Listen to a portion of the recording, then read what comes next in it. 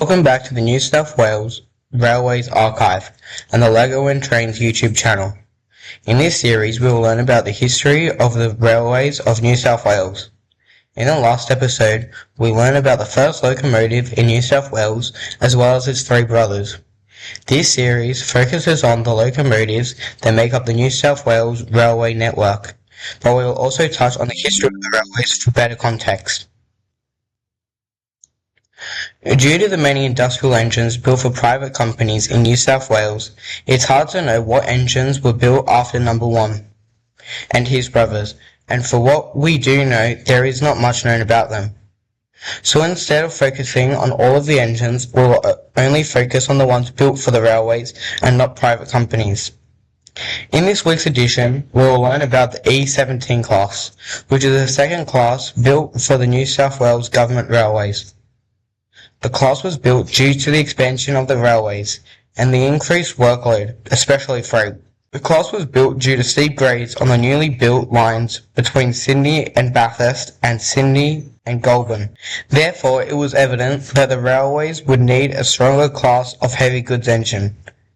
Therefore, the E17 class was brought in to help out on the railway. The class entered service between 1865 and 1867. The class was built and designed by the famous Robert and Stephenson Company, the same company that built the first 4 engines in New South Wales. 23 E17s were built. The first 11 were built by Robert and Stephenson. The class was useful, and another 12 were ordered to be built in New South Wales. Another 6 were assembled by the Mort Stock and Engineering Company, and 6 were built by the Henry Vale. Robert Stephenson designed the class to a 060 wheel configuration. This means there are no leading or trailing wheels, but instead all 6 wheels are in the middle and are all joined by the connecting rod. On goods engines, the wheels are often smaller, allowing for higher traction, but it is limited to slower speeds. The class was painted in a light green livery, with red and yellow lining. The class had a brass or copper dome. The class came with cabs for better driver and fireman comfortability. The class was also designed to have a long boiler, allowing for more steam to be generated. The wheels were driven by 2 cylinders and ran on standard gauge.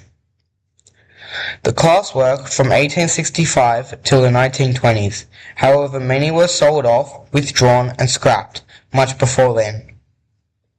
The class hauled goods trains as far as Goulburn and Bathurst. Both of these lines ran through steep grades.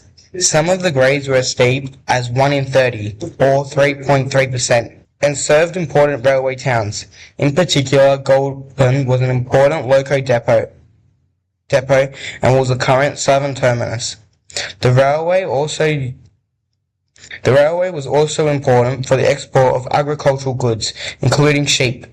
Check out our full video on the history of Goulburn after this video, link in description. By July 1879, 7 of the E17s were located at Newcastle. At this time, Newcastle still wasn't connected to Sydney and the main rail network of New South Wales. Regardless, Newcastle was still a busy settlement with an extensive rail network. The 7 E17s hauled heavy goods trains from the mines around Newcastle, Maitland and the Hunter region to the ports at Newcastle. We all have our own hardships and struggles. Sometimes it feels like we're hauling a heavy goods train up the heaviest hill. We start to slip and stay in the same place, or even worse, we fall backwards. But what if you had some help?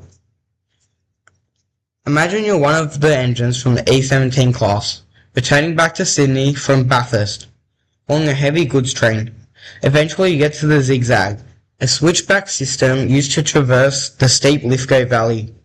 At the bottom, you run around your train and pull it up in reverse, up the hill.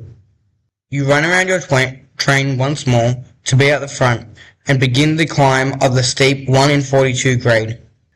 You feel the strain of the goods train, trying to drag you down. The hill feels so hard you almost give up, but you struggle on. Your wheels start to slip. They spin round and round, but you don't move.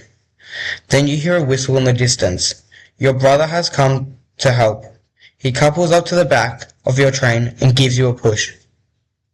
Together, the hill feels easy to climb, and when things get hard, you're motivated to push on because you have the support you need. Now in life, this sometimes feels to be the case. You look around and see no one willing to help you up the hill, but that's where Lost In comes in, to help. We provide inspiration and motivation to get you through the hardest parts of life. Our high-quality t-shirts are affordable for everyone, whether you're passionate about trains, cars, or anything else. We put your passion and hobbies onto wearable art. Even if you feel like you don't have any real passion or desire to keep going, our own brand of t-shirts will give you the motivation and help you need to get through the hardest climbs.